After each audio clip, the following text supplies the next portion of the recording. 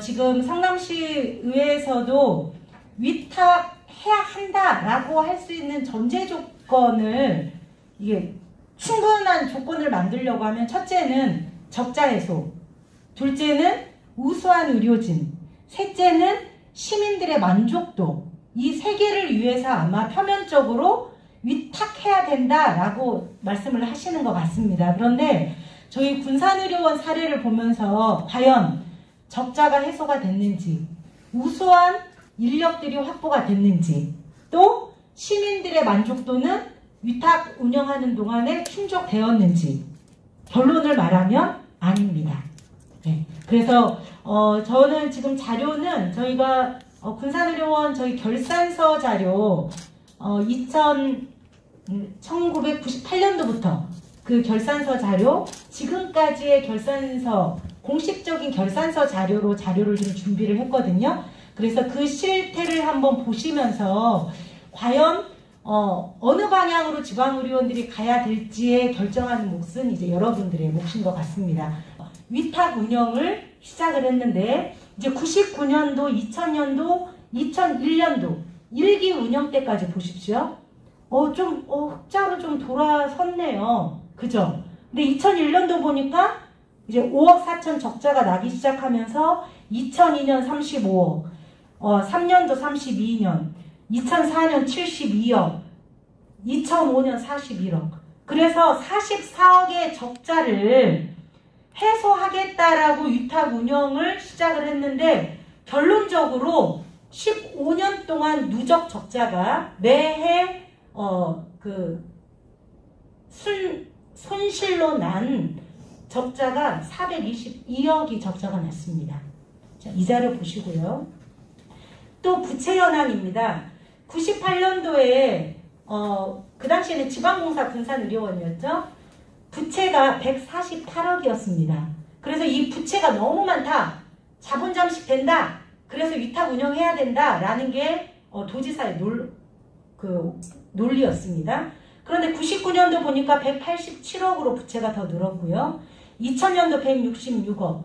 부채가 줄지 않고 결론적으로 2013년도 위탁 종료되기 전까지 부채가 422억으로 부채가 오히려 자본 잠식을 저희를 당했습니다. 네. 그래서 98년도에 148억 부채를 해소하겠다라고 위탁 경영을 한 게 부채가 422억으로 오히려 더 늘어난, 3배 이상 늘어난 그런 이게 경영 자료고요.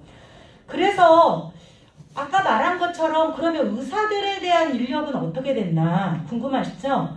처음에는 1기 아까 누적 적자 보시면 조금 흑자로 전환됐을 당시에 보시면 1기 동안에는 대학병원에서 원대병원에서 순환의사 제도를 실행했습니다. 그래서 조금 지명도가 있으신 교수님을 주 1회씩 돌아가면서 오시면서 진료를 했었습니다. 그런데 대학병원 아까 말한 것처럼 본인들 진료도 의사수급이 어렵고 문제가 있다 보니까 의사 인력을 이제 어떻게 해결을 했냐면 임상교수로 아예 뽑습니다. 임상교수는 원대병원에서 임상교수라고 이름은 있지만 실질적으로는 군산의료원에서 풀로 근무하는 의사를 뽑는 거죠. 그러면 사실은 대학병원의 우수한 의료 인력을 지원하는 것이 아니라 결국은 포드 따자마자 레지던트였다가 바로 전문의 딴 사람들. 그래서 저희가 처음에 의사들 연령대가 거의 30대 초반이었습니다. 네. 그러다 보니까 우수한 의사 인력보다는 그러다 보니까 시민들의 욕구는 이제 의료 서비스의 질이라든지 시민들이 계속 이 불만이 나오기 시작한 겁니다. 의사들이 너무 젊다. 오진율이 너무 높다. 왜 원대 출신만 있냐. 그 다양했던 출신 의사들이 다 나갈 수밖에 없는 배경이 됐습니다. 그리고 15년 동안 그렇게 있다 보니까 지금도 실은 우리가 15년 동안 고착화됐던 것들이 변화되기는 쉽지 않더라고요. 그래서 일단 의료의 질적인 부분에 있어서 시민들의 불만이 폭주했습니다. 그리고 그럼에도 불구하고 계속 전출되는 인건비들이 있는 거예요. 우리 임상교수를 뽑아서 우리가 임금을 다 주고 있는데도 불구하고 이제 전출되는 인건비들이 점점 해가 거듭할수록 늘어납니다. 추가로. 그래서 이 자료들은 실은 구하기가 너무 어려웠어요. 이해할 수 없는.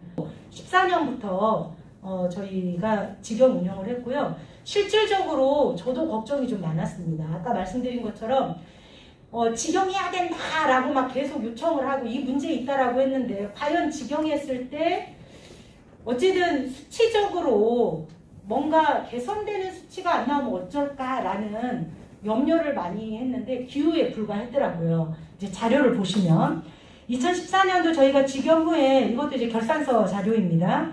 당기 순손익을 보시면 13년, 12년, 13년도까지 이제 계속 그 아까 앞에 보셨던 적자들 14년도 그러니까 위탁에서 직영된 후에는 아까 말씀드린 것처럼 마인드가 파견자들 주요 보직을 다 가지고 있었던 사람들이 빠져버리니까 순간 뭐라고 해야 될까요? 이걸 어떻게 운영하고 가야 될지 사실 조금 공백이 있었습니다.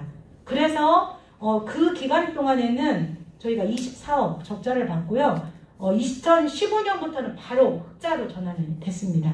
그래서 11억 작년에 저희가 140억 흑자 해서 한 번도 직영 후에 적자를 본 적이 한 번도 없습니다. 그래서 얼마나 속으로는 개인적으로 감사한지 몰라요. 네. 그리고 시민들에 대한 어떤 만족도도 굉장히 좋아졌습니다. 그리고 부채 현황도 보시면 13년도에 422억이었던 적자가 경영수지에 대한 부분들이 직영 후에 불필요한 부분들이 나가지 않고 하다 보니까 저희 지금 160억으로 부채 줄었습니다.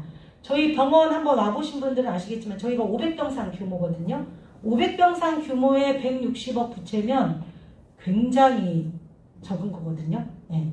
그래서 부채에 대한 부분들도 저희가 계속 경영수지가 좋아질 때마다 상환하고 있고 직원들 그 퇴직금 관련해서 저희는 다 적립에 있어서 인원도 부족함 없이 다 퇴직연금도 다 적립되고 있는 상황입니다.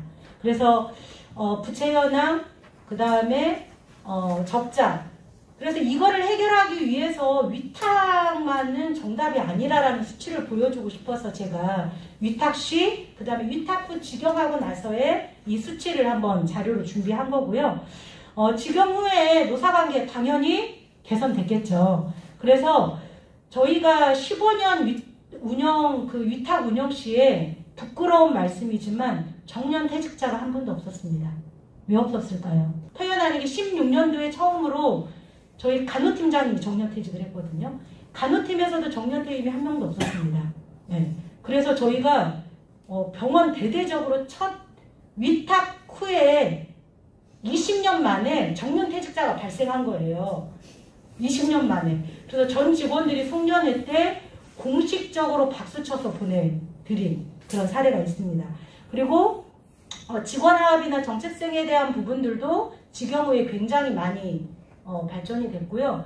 그래서 지역 주민을 위한 이런 부분들도 노사가 함께하는 모습들 보여주고 있고 이번에 코로나19를 대비하면서 지역 주민들이 정말 공공병원에 대한 필요성 굉장히 많이 느끼셨고 또 그 군산의료원이 있다는 거에 대해서 뭐 같이 연대했던 시민단체뿐만 아니라 보수적이었던 시민단체들한테도 굉장히 저희는 뭐 물품호원부터 해서 직원들 격려부터 해서 지역적으로 정말 우리 지역에 공공병원이 있는 거 굉장히 자랑스럽고 뿌듯하다라는 의견들을 저는 굉장히 많이 받았습니다. 그래서 이제 몫은 여러분들의 판단은 몫이지만 저희 군산의료원 15년을 돌아보니까 어떻습니까? 이제 역사의 쓸모라는 책을 제가 최근에 읽었는데 과거를 통해서 이게 과거가 없는 게 아니잖아요.